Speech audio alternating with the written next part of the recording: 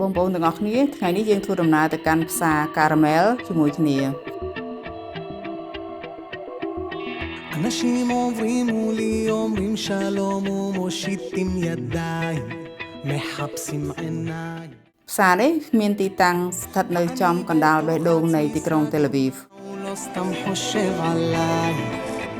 חושב עליי תגיד מילה תגיד לה שאתה שלה תגיד לה ផ្សារការ៉ាមែលត្រូវបានបង្កើតឡើងនៅក្នុងទសវត្សរ៍ឆ្នាំ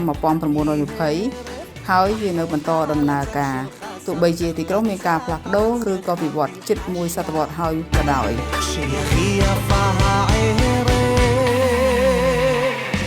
אך אם תיתן לה רגע לעבור היא לא ផ្សារការ៉ាមែលគឺជាផ្សារបើកចំហធំទូលាយហើយក៏ល្បីល្បាញបំផុតនៅទីក្រុង Tel Aviv את המילים שישרטו לה את הלב ផ្សារនេះមានភាពរស់រវើកមានពណ៌បន្លែនិងអីវ៉ាន់ស្រស់បំព្រងស្រដៀងគ្នាទៅនឹងផ្សារនៅស្រុកខ្មែរយ៉ាងដែរ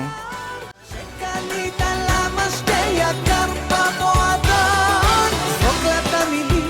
שישרטו បើទោះជាយើងទិញឬក៏មិនទិញក៏សប្បាយចិត្តនឹងដើរមើលដែរក្លិនគ្រឿងទេសនិងបន្លែផ្លែឈើស្រស់ៗគួរឲ្យចង់ភ្លក់និងទាក់ទាញហើយបើនិយាយពីអាហារនៅតាមផ្លូវផ្សារនេះវិញមានរសជាតិឆ្ងាញ់ហើយសម្បូរបែប אנשים חושבים שיש לי ביטחון מכאן עד השמיים אבל בינתיים បើបងប្អូនមកលេងនៅ Tel Aviv មិនគួររំលងមកលេងផ្សារការ៉ាមែលនេះទេ אף לא חיוך או שניים אז אל תרים ידיים תגיד מילה תגיד לה שאתה שלה תגיד לה שהראש שלך מסתובב